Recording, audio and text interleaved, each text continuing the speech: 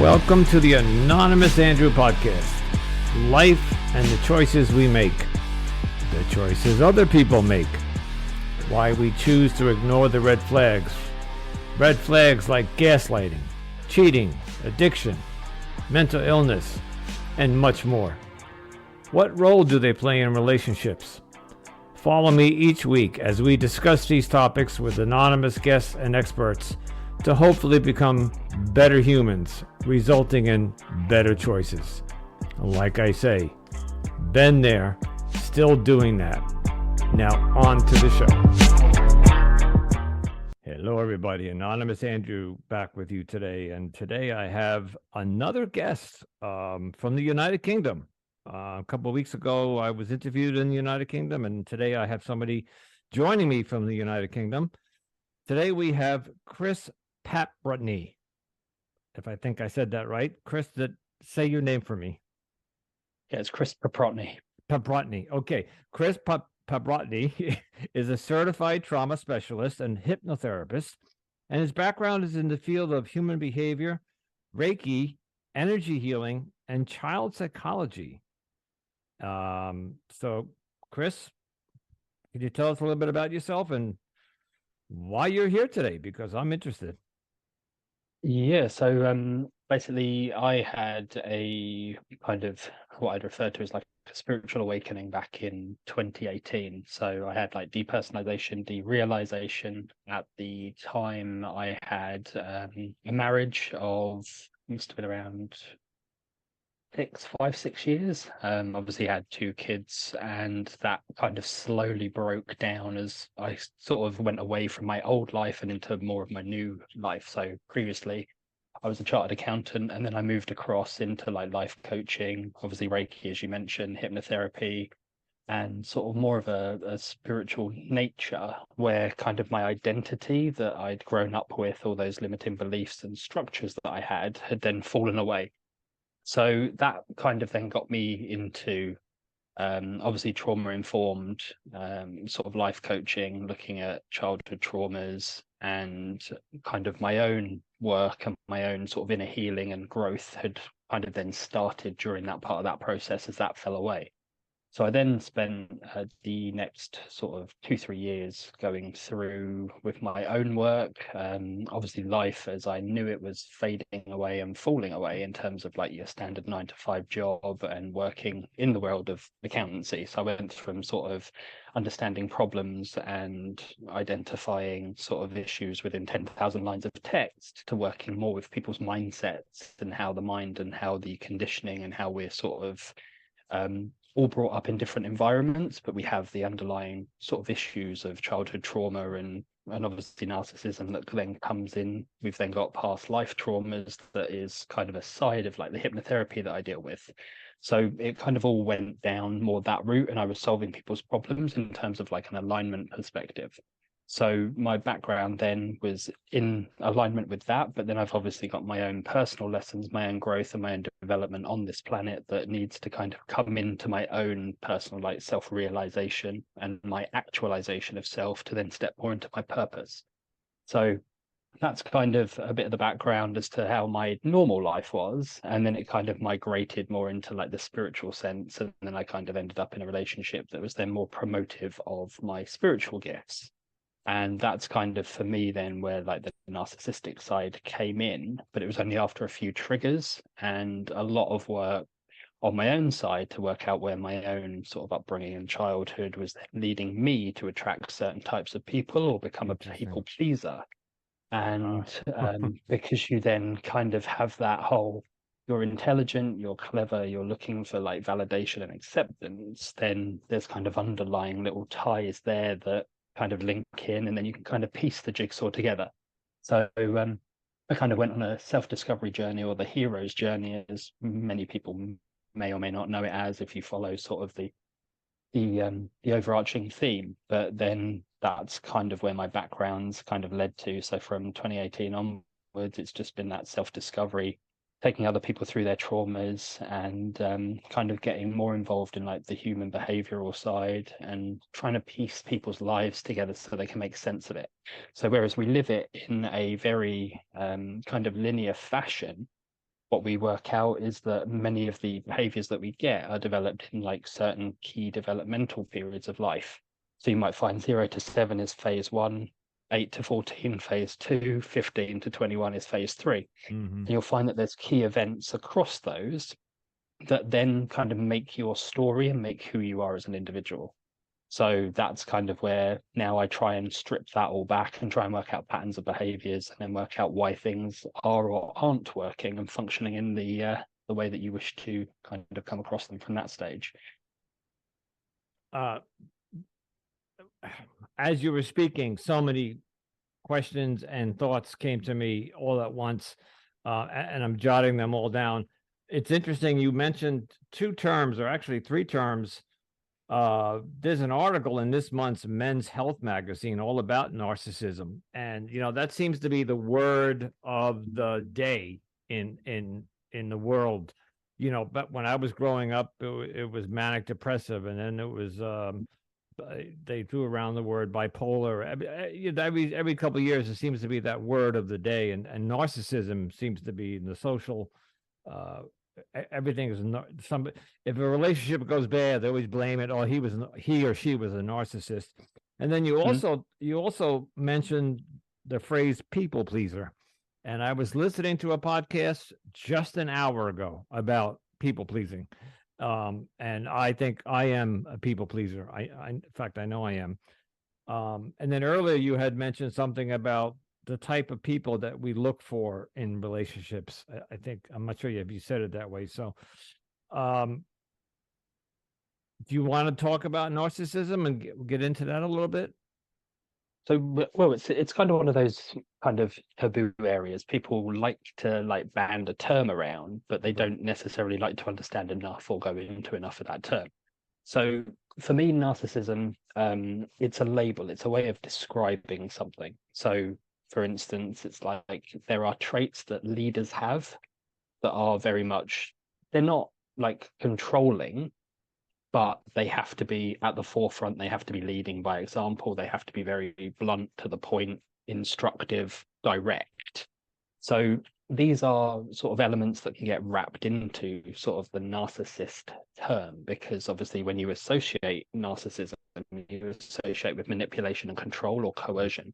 So when we look at it from that perspective, it's very easy both ways to say, well, somebody's narcissistic, but they're not necessarily being diagnosed with a disorder or any sort of personality traits, because that's where kind of the clinical diagnosis comes in. But when we're looking at narcissistic, we're looking at going the other way. So what I do is I use it as a reference label for somebody who has basically grown up with some either developmental or acute trauma in the first 7 years of childhood. So this is when their developmental years are, and you learn how to associate with people. So when I statistically use the term narcissistic, it's a collection of terms that are basically attributed to a survival adaptation that was created in the first 7 years of survival. So because we have to learn to link and survive, and we have to then go into family A, which is obviously our immediate family. You then have family B, which is your wider sort of scale of family. You then have sort of the early years of schooling, where there's sort of a school type friends, family dynamic, and then you kind of understand to kind of build these layers up. Whereas statistically what happens is there will be an event of some kind that happens in the early years that triggers a survival adaptation or a survival response, which isn't your usual kind of, here's a kind, loving, nurturing family where you're openly expressing like emotions, you're able to kind of feel, you're given the environment that's safe. And as such, what this does is it creates this kind of alternate personality. So if you think of it from we'll use the sexual reference perspective. But if you're sexually abused in those first 7 years, what you do is you have this wounded child that basically can't cope, can't deal with, and can't develop coping skills for the processing of whatever that trauma was that they received through that experience. So in that moment, you have two options. One, you make yourself unsafe, because that then protects everybody around you. Because if you're unsafe, then obviously everybody else then remains safe. But from a psychological perspective, that's not very clever, because you're then always going to be in a state where your nervous system is fight, flight, freeze, or obviously fawn, which is kind of the people pleasing aspect. So what we have is we have a situation whereby if you make yourself unsafe, then you're constantly going to be in a state of fight and flight all the time. And your nervous system isn't ever going to get time to rest. So psychologically and behaviorally, you will find that there are kids that act out because they make themselves unsafe. Whereas what most people do is they take the shame and the guilt of the abuser, but they then don't make themselves unsafe. They make the other person safe, but then they take the shame and the guilt element and they constantly use it as if they're not good enough. So it's kind of an indirect way of saying I'm a danger to myself, but obviously at the time you're never going to know that obviously this is something outside of your control. It's like your primary carer becomes your primary abuser, and the only way you can become safe is by making them safe while you're unsafe. But you can't make yourself unsafe. You have to create this alternate identity, which is where the narcissism or the survival adaptation or the people pleasing or whatever that element looks like then kind of gets created in its early infancy. So what we then find is because that then gets created, you show up as this alternate identity. But you've also got a couple of stages that you have to be mindful of, because you have the life that's in the public eye, you have the life that's in the eyes of those that are private to you or family or close to you, and then you have this secret life. So obviously when you come up and you show in front of society, then you're this really kind, loving, caring person because that's how you learn to fit in with society. What you then have is in private, you have the kind of the uglier elements that kind of surface. So this is where like people will get an early glimpse of, well, hold on, you've got a bit of a temper, or yeah, you've got a bit of a rage, or where you start to see these narcissistic elements more sort of overflowing. But that's in more of your intimate relationships. And you then have the secret life, which is obviously with this trauma that kind of nobody knows about.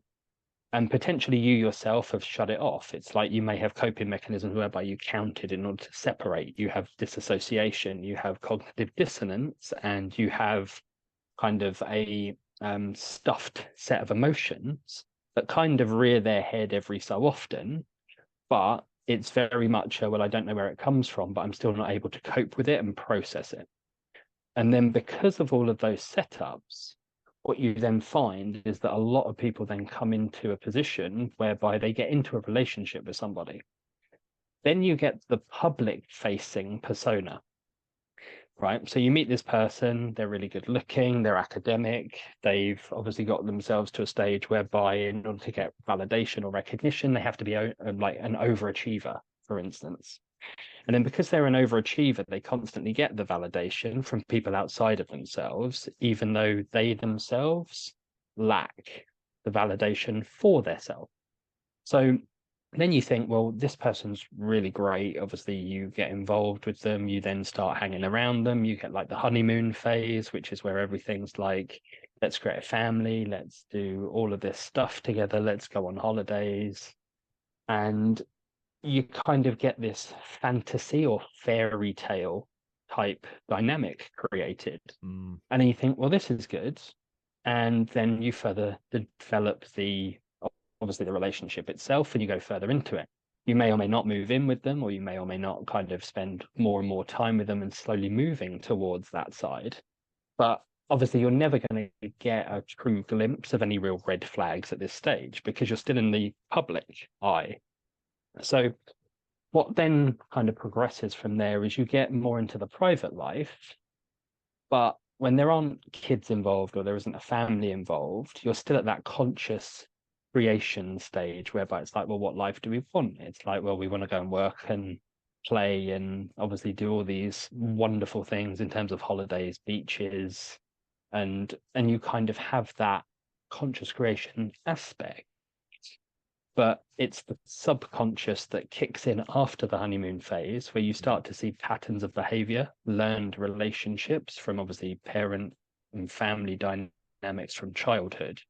And then you start seeing who kind of this person potentially is, not from a this is what I'd like you to be perspective, but this is who you actually are perspective.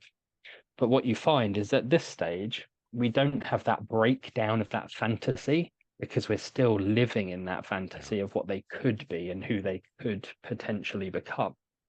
And this is then where it opens up that door for the narcissistic elements to come out. And one party will kind of be anxious avoidant, and it basically boils down to attachment styles at the end of the day.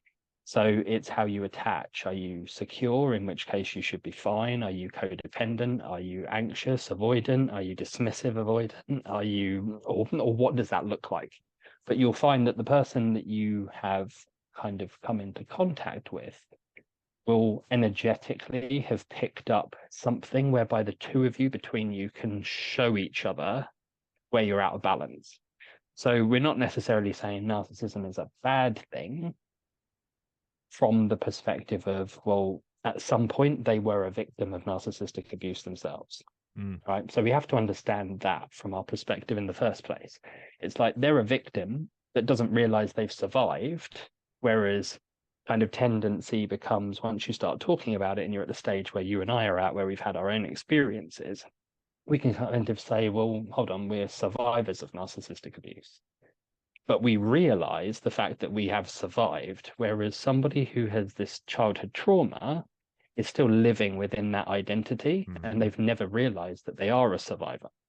So taking somebody like that to the position of healing becomes a lot more difficult. It's like if you take a 6 or 7-year-old boy or girl, for instance, and take the toy away from them that is their identity that they've known for the last 30 years, you're never going to get it without them kicking and screaming. Right. So it's so deeply ingrained that that's all they know, and that's all they know how to show up. And then what happens is you come along as the savior thinking, well, hold on, I can give them a better life.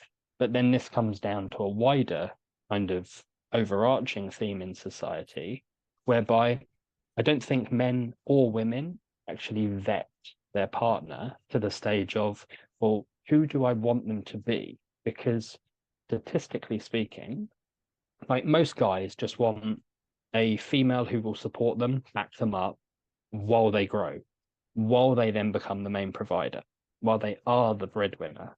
But what's happening this day and age is, because of these warped dynamics and how like men have defeminized women at a young age, and then they've had to adopt all these alternate personas, and how women then counter that by raising weak men, i.e., like men that then become boys, and then they're subject to potential control. And this works both ways. It's not just a male on female or a female on male role. It can happen in any way, shape, and or form. So it then becomes that society is not creating role models or human beings in a form that's going to be substantial for the existence of humanity moving forward.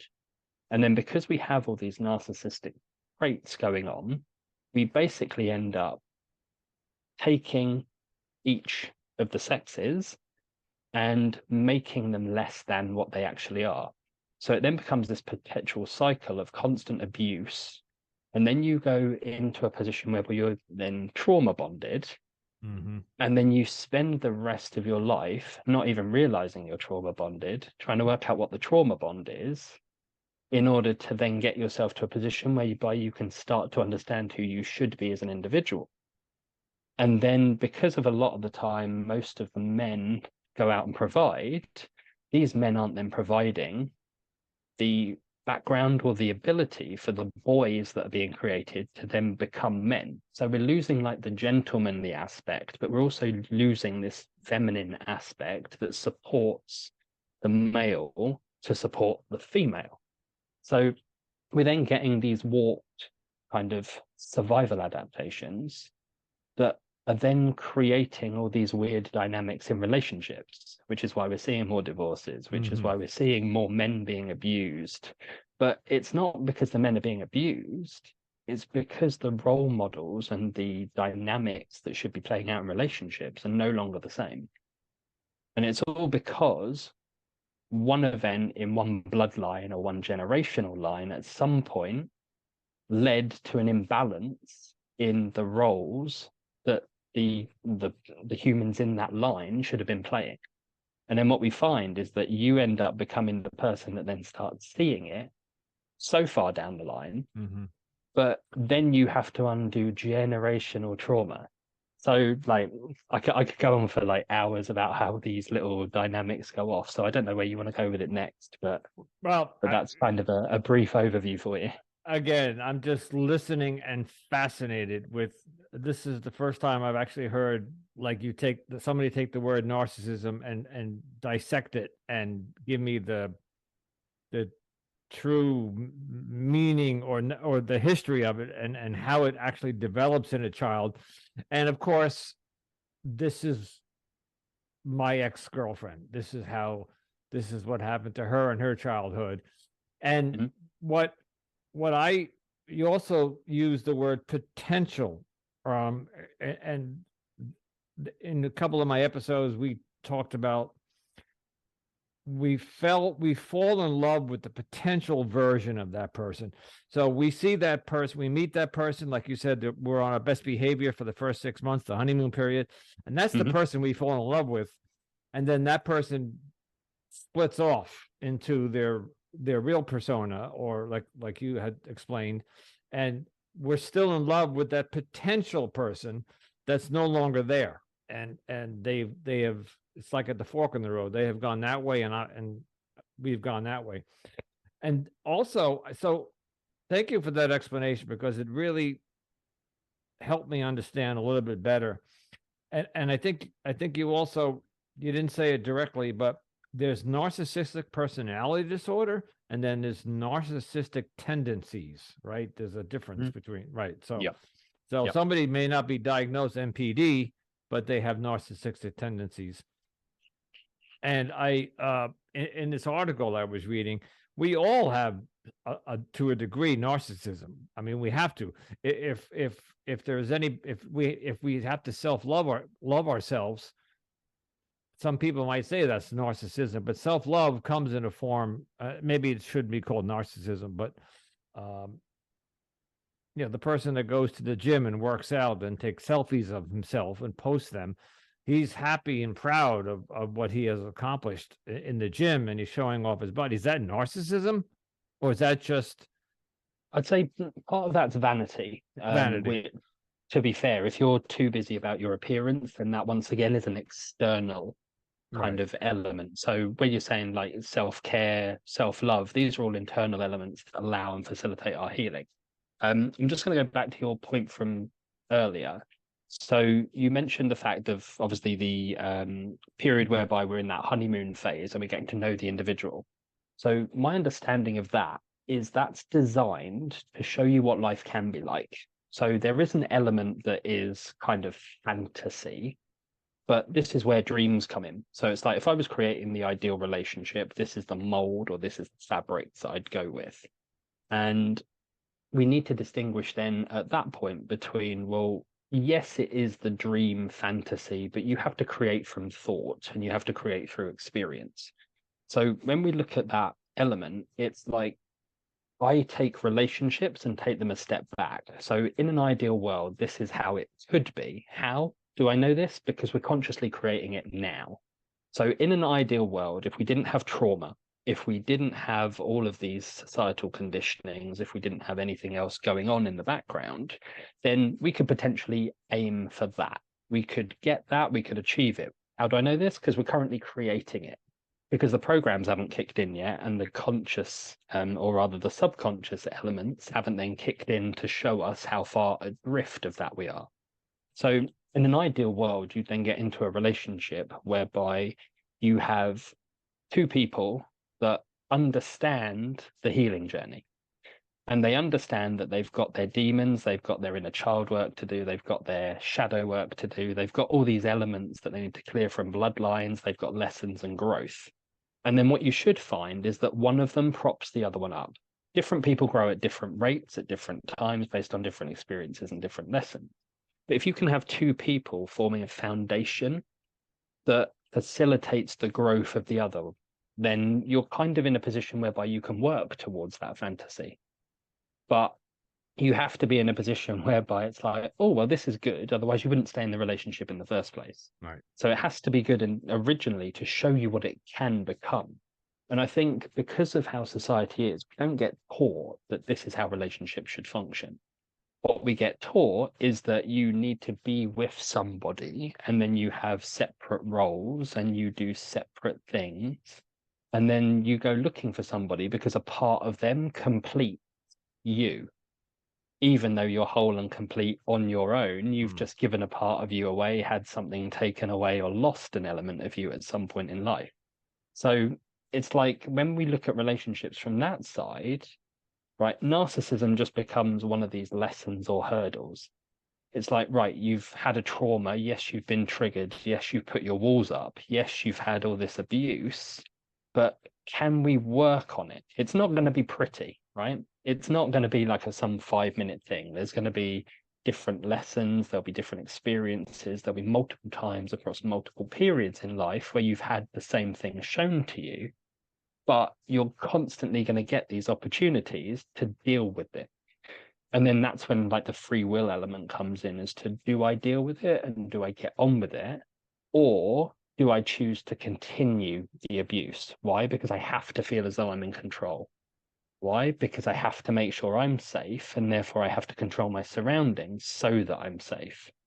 But then what we find is that because we then continue all of these, we never get back to that original honeymoon phase and that all of the good stuff side, because we're never taught this in school. It's like money. You're never taught about money. Why is everybody broke? The same reason. Nobody's taught how to create a firm foundational relationship built on stability and growth. Right. We're all just taught that we're separate and that we tear each other apart.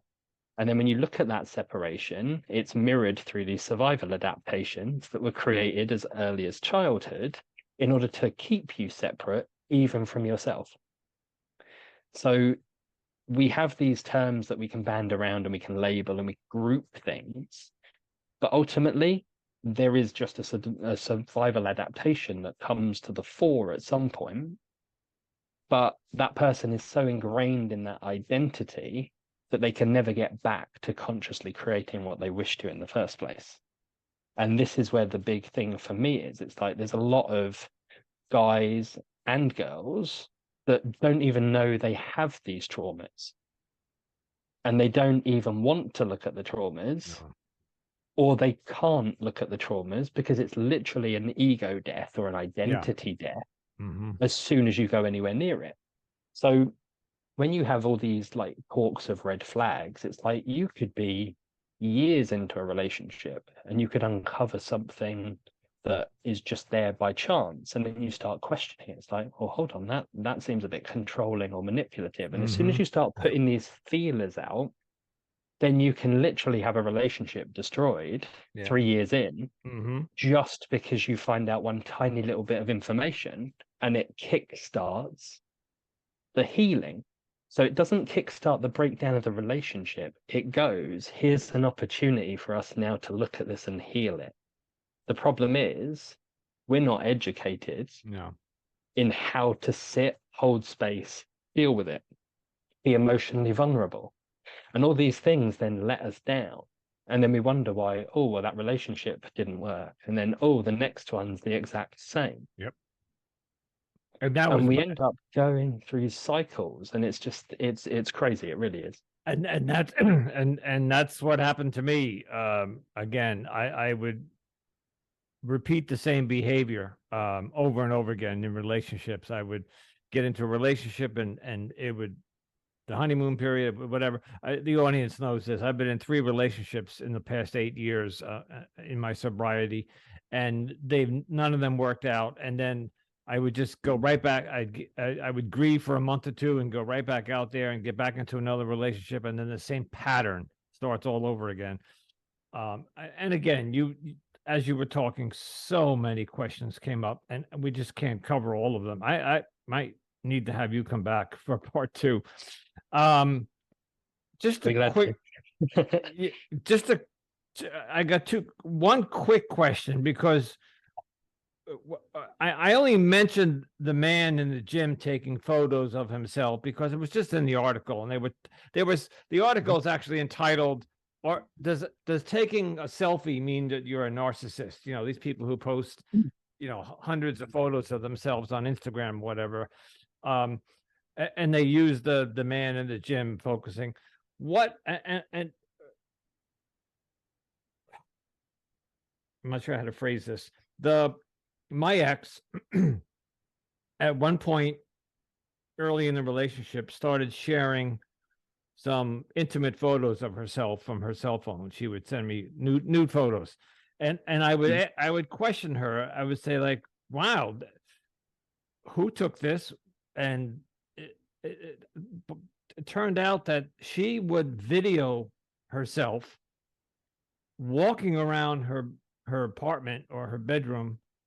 She would put the phone up against something and video herself for 20 minutes walking around naked in high heels and all made up, and then she would take stills of that video and send them to me. Who does that? Who videoed themselves in the nude, and for what purpose? Is that narcissism, or is that vanity? Is that self-confidence, or they So don't feel if pretty you're enough? if you're looking at sort of somebody that needs external validation, right? That's all it boils down to. So it comes down to, like, let's strip it back even from your example. Anybody that has to get up in the morning and post on social media, not for the sake of just posting, right?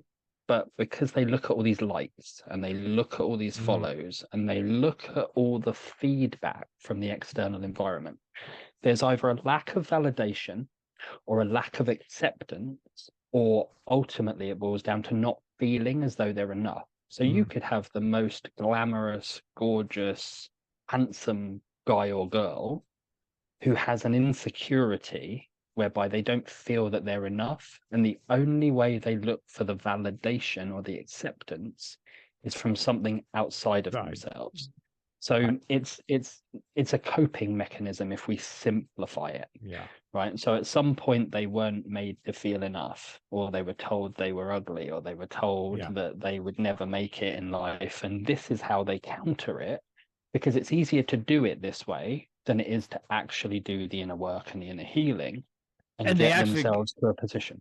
And they actually get validated. Most somebody who goes viral or they get 1,000 likes on that photograph on Instagram, they literally sit there and watch all the hearts go up and down the screen. I've seen people do that, and people are excited when they have 10,000 likes and followers. And okay.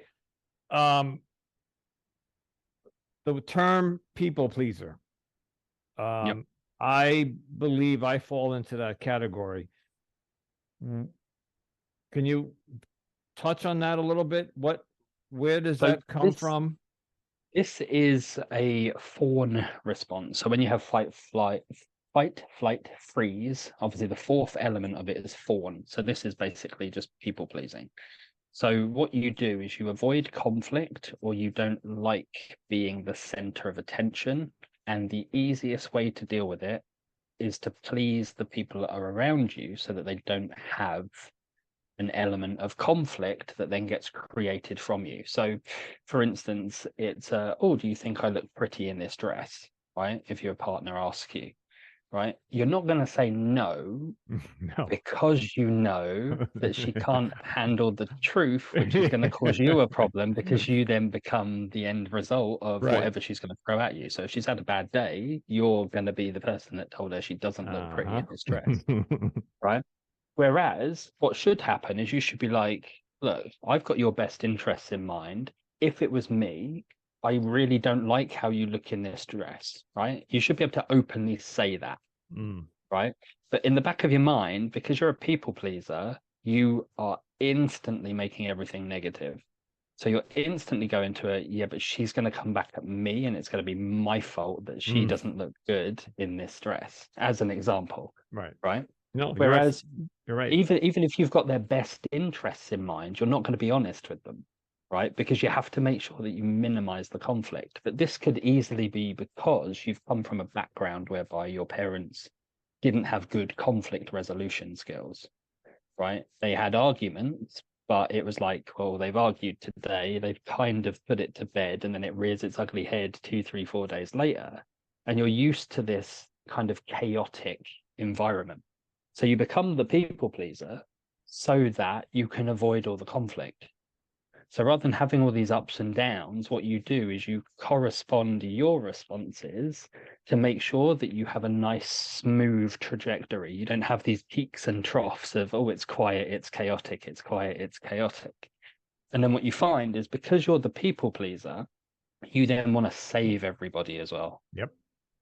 Right? Because if you don't then go and save everybody, then you don't have a purpose. You don't have a role. And that's basically where the validation and the acceptance element comes in, but the opposite of what we discussed earlier.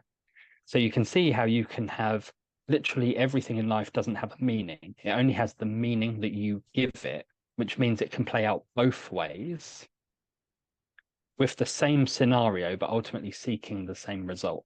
So we've got the validation and the acceptance, i.e., if I tell you that you look fine, even though potentially you don't, you're not going to conflict me, but then I'm accepted because my answer is acceptable to you. Yeah. In the same way, somebody that has the images and pictures, they need somebody outside of them to then go, yes, you're accepted. Right? So you can have different models and makeups and structures and different ways the lesson plays out, but ultimately the underlying lesson still remains that you're looking for validation, you're looking for acceptance, be it people pleasing or be it extroverted and throwing a load of images out for people to give you feedback on. Yeah. So it works both ways. But it's an amazing system when you have a look at how some of this stuff is structured. I'm fascinated by your insight into some of this because these are common terms thrown around in society today: people pleaser, narcissism. I have another one. What is passive aggressive? Is that a form of people pleasing? No. So passive aggressive is where you are looking to do harm, but it's not active. So by that, it's one of those things, it's an element of narcissism. So what you'll find is the narcissist wants to do one of two things. They either want to make themselves appear better, or they need to make you worse than they are, right? So it's a twofold thing. The easiest way to do that is by literally telling you how bad you are, but by comparing you to somebody else. So what you might find it looks like is, oh yeah, I don't think you're very good at this. And I bet if I asked your mum, dad, sister, brother, friend, they would also say the same thing. So you're basically reinforcing your point, but indirectly. But all it's designed to do is to minimize you, because ultimately the narcissist doesn't have their own sense of self. They can't self-reflect, and they don't have their own value, and they don't have their own worth. So what then happens is they have to look for it in you, but then at some point, because they've looked for it in you, then they then have to put you down to then make them more worthy or more valuable or validate themselves. So this is where you then get the whole cycle of, well, there's love bombing. Then you get the whole devaluation. Then you get the discard. Then you get the hoovering up. And this is why they run those 4 cycles, because what it means is I can constantly make you this fantasy of how good you are. Then because I can destroy you being that good, then I must be good. And then what you find is it goes round in that circle there. But it'll become passive aggressive in terms of somebody on the outside wouldn't necessarily know. And it's not direct enough to trigger like rage or anger or an argument. So it's kind of sly, underhand comments that are designed to be detrimental to you and your own behaviors, your own psychology, your own mental health, and slowly it degrades you. So it's an element of narcissism that you'll see, but it's not a narcissistic trait. It's a way of coercing somebody to give them this up and down ride of, yes, you're worth something, no, you're not, without. Well, And that's where you then get like the gaslighting element, which then comes in. thank It's like you. blowing hot and cold. I was just going to say it's a form of gaslighting. Yeah. And oh my God, that's exactly what happened to me. So many times that I was told, I was compared to her ex-husband, I was compared to prior boyfriends, and because she was from another country and a different ethnicity, I was the first American she dated. And of course, there's going to be so many cultural differences. And we're both later in our lives. It's a little different when you meet when you're 20, 25, because you're growing up in the same society. So you have a lot of commonality. But you take two people in their late 50s who come from completely different backgrounds.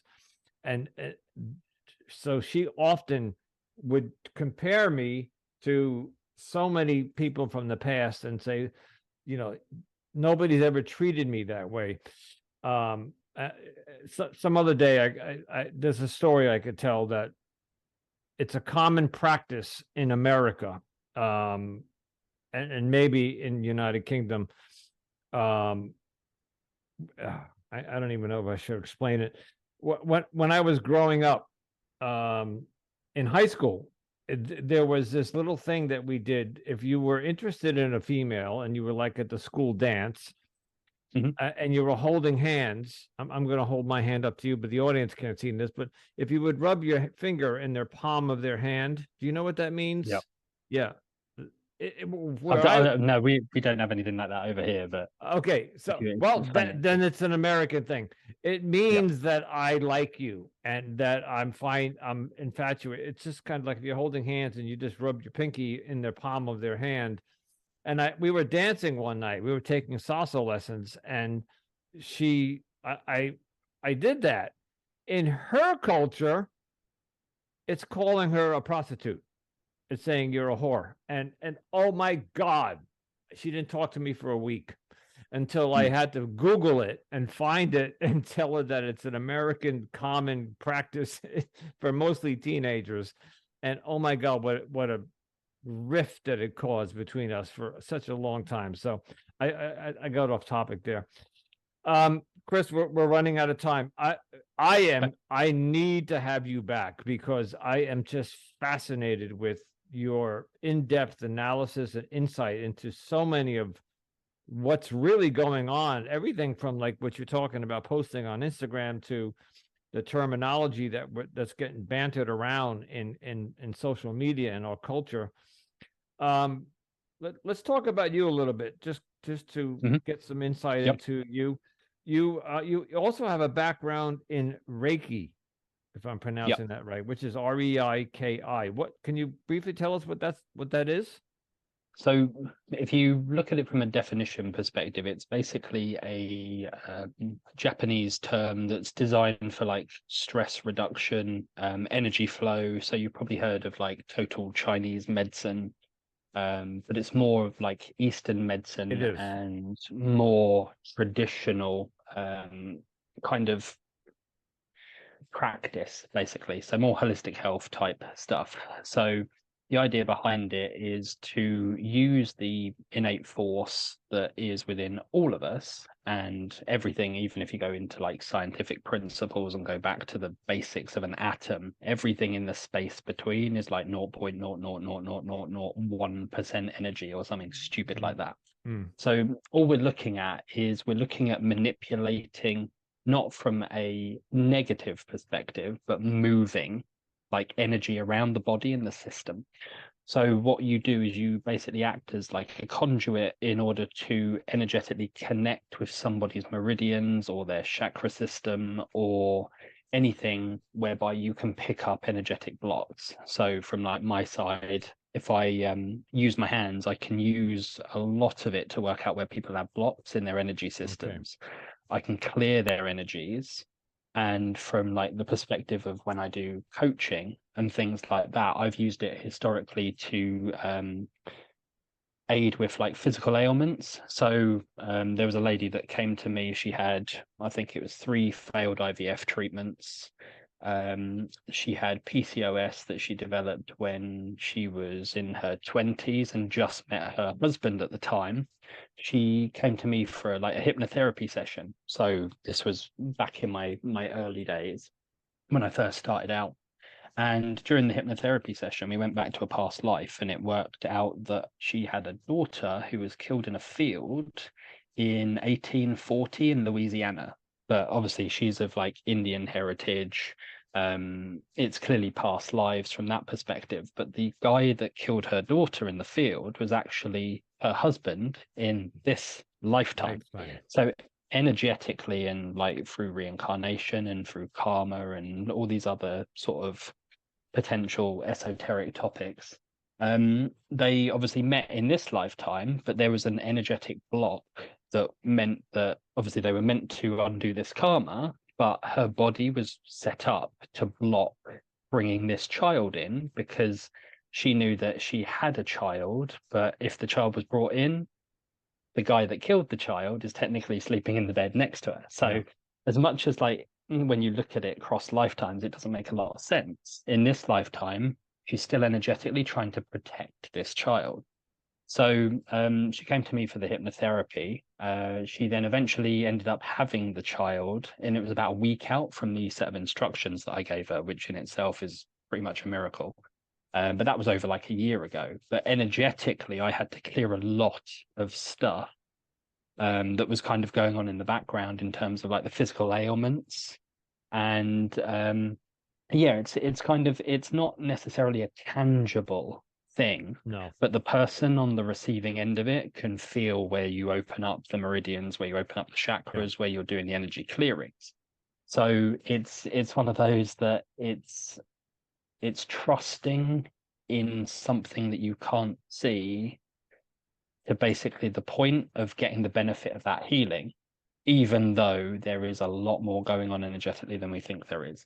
So Reiki is one form of it. You've got things like acupuncture, that technically is more of a hands-on sort of tangible element. Yoga is obviously more tangible, but they're all basically formations of the same, and they're all Eastern, all from the Eastern. Exactly. Yeah. Whereas we've lost sight of that over here in kind of the Western world. But although is why we've got all the problems. Yeah, although it's becoming more prominent now. This is not along the lines of Eastern medicine, but and the audience knows this. I got into tarot card reading, so I studied the tarot card world, which also has to do a lot with astronomy and also the chakra system. You can't see it on now, but on my wall I have the chakra, the 7 points on the body, and so I am familiar with that.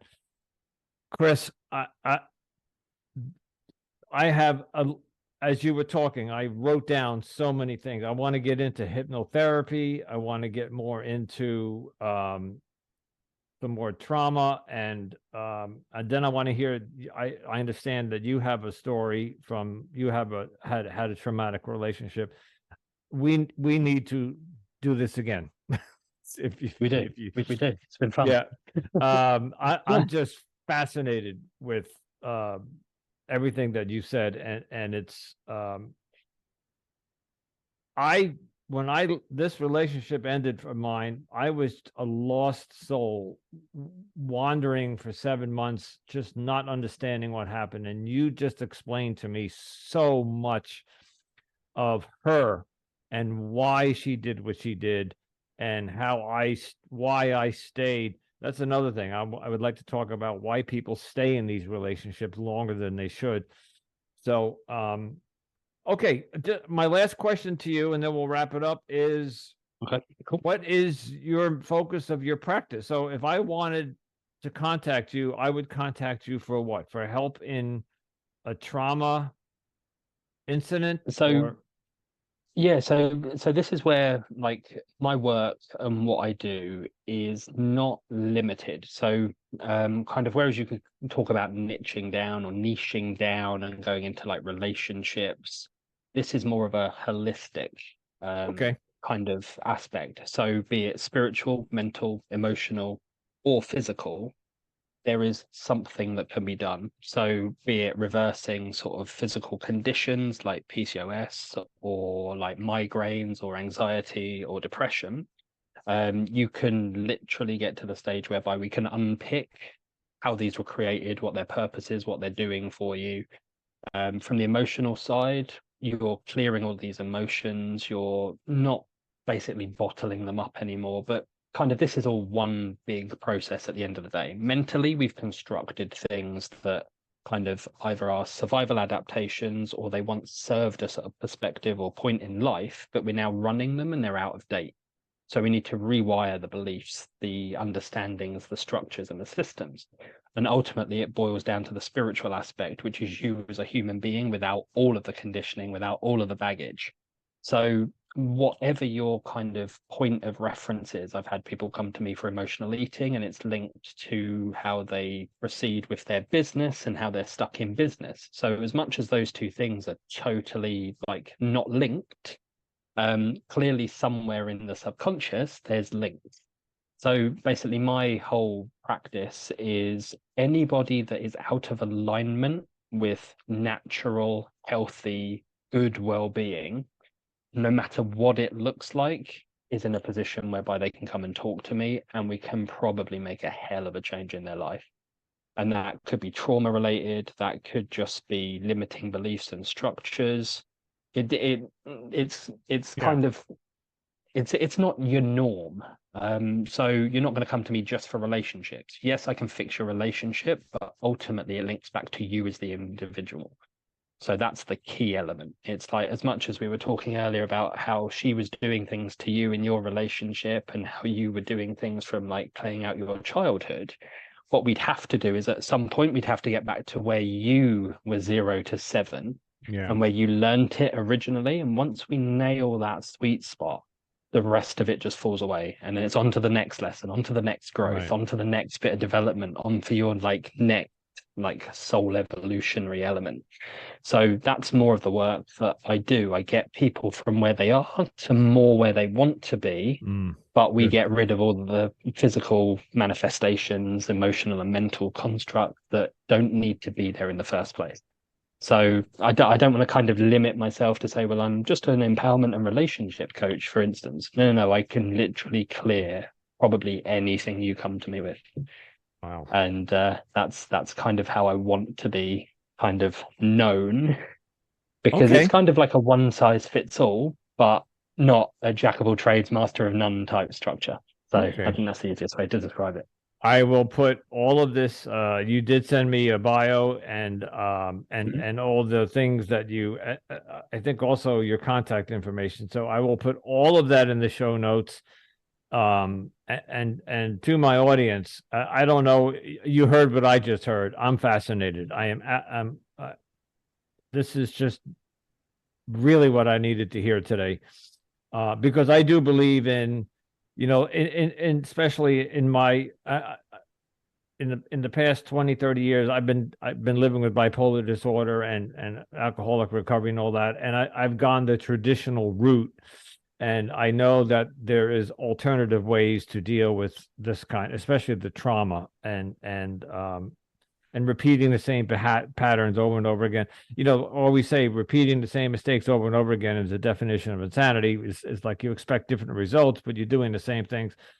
I always say this to my guests. It's like, where were you 2 years ago when I needed you? So all right, Always the Chris. way. Yeah, Chris, thank you so much for joining us. I know it's evening so you're in the UK. You're in is it England? Are you in Yeah, I'm down by London. So London? Okay. 9 p.m. here, but no, it's been a pleasure. Okay. Anytime. All right, Chris, thank you so much. We will chat and we will talk again, and I would love to have you back because I have a list of questions here. So we will do this again. Everybody, Sounds Chris good. Not say it again. Paprotny. Paprotny. Okay. Okay. Thank you, Chris, so All much. good. Anonymous Andrew here with a post note from this episode.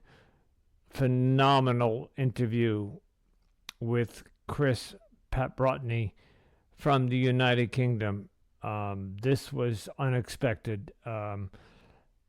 Just as an insight as to how we find guests, there's several venues, and we come across guests who are looking to be on podcast, or I can go look for someone who I think might be a good fit for the podcast.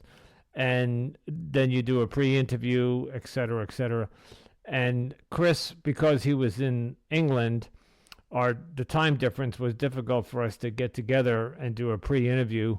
So we just got on today and winged it. And I have to tell you, while we did email back and forth, and I did get his bio, and I knew what he was about and what his practice was about, it was beyond my expectations. So we will be having Chris back. I hope you enjoyed today's show. Should you have any questions, he went into great detail about narcissism and gaslighting and passive aggressive and everything that you just heard. If you have any questions, we will be having him back, and I would like to have him answer your questions. So please contact me through anonymousandrewpodcast@gmail.com, or on Instagram. You can follow me, Anonymous Andrew Podcast. Send me your questions or send me your story, and maybe we'll share it. Either I'll have you on as an anonymous guest, or we'll share your story with Chris or any number of guests. So again, thank you for listening. And please, if you're enjoying this show, please give me 5 stars or whatever amount of stars you think I deserve. But anything helps the algorithm push this podcast up. Again, thank you for listening, and ciao.